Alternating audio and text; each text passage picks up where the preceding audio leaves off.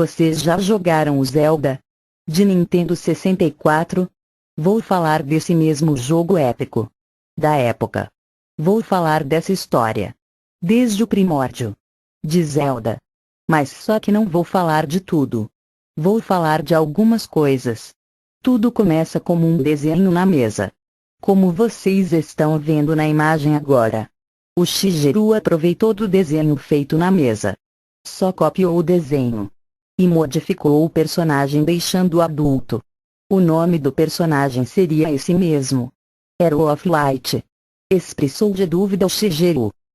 Só faltou desenhar os equipamentos, como a espada e o escudo.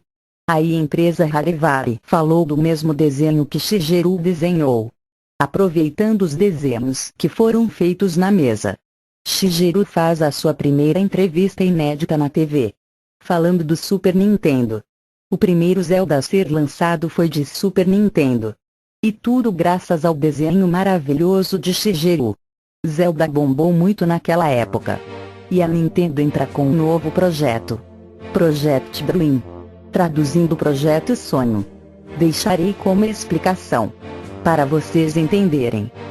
Projeto Sonho foi um jogo vídeo inédito, que era para ser lançado para o Super Nintendo Entertainment System. Foi reconstruído em vez em que é hoje Banjo-Kazooie. Ele estrelou um garoto chamado Edson, que empunhava uma espada de madeira.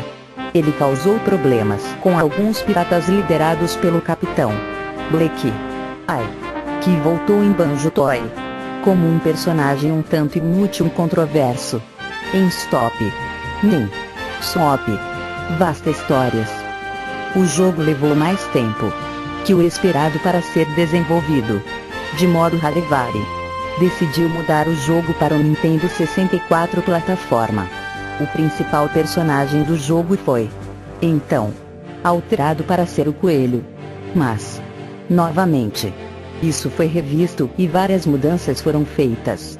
Até que, eventualmente, um urso chamado Banjo foi criado como o personagem principal. E a história foi fortemente remodelado. Isso foi só uma explicação do que eu havia colocado.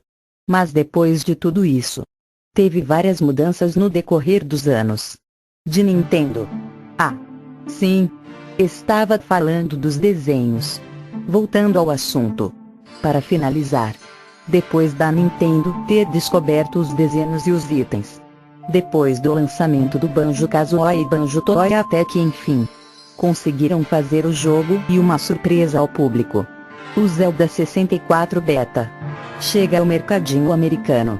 Os preços ficaram em recorde, junto com o de Super Nintendo. E foi por aí que a Nintendo teve essa ideia em fazer jogos protótipos, em homenagem à empresa Harivari e de outras empresas, como a da Sony.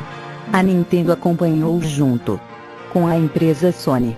Os gráficos eram de terceira geração, em homenagem à empresa da Sony, e com os gráficos já melhorados em 3D.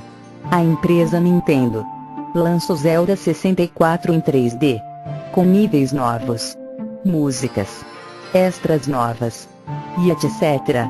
Um jogo exclusivo para quem jogava o Zelda.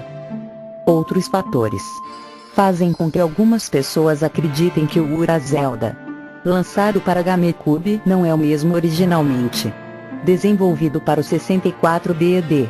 Embora não haja comprovação, a versão contida no disco bônus seria simplesmente a Second Cast de Ocarina of Time, lançada para incentivar os consumidores a fazerem a reserva de pré-venda do Wind Waker.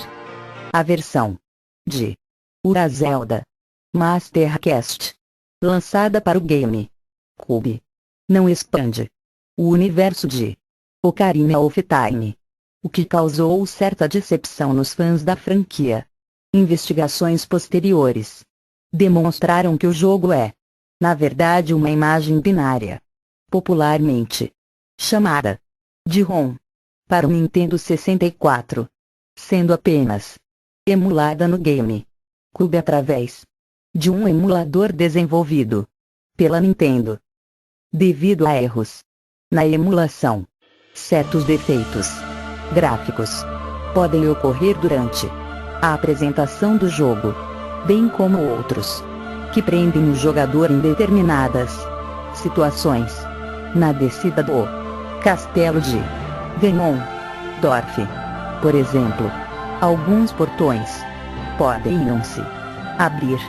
Além de emulado, o jogo contido no disco apresenta apenas 256 MB, ou seja, e do mesmo tamanho do Ocarina of Time original.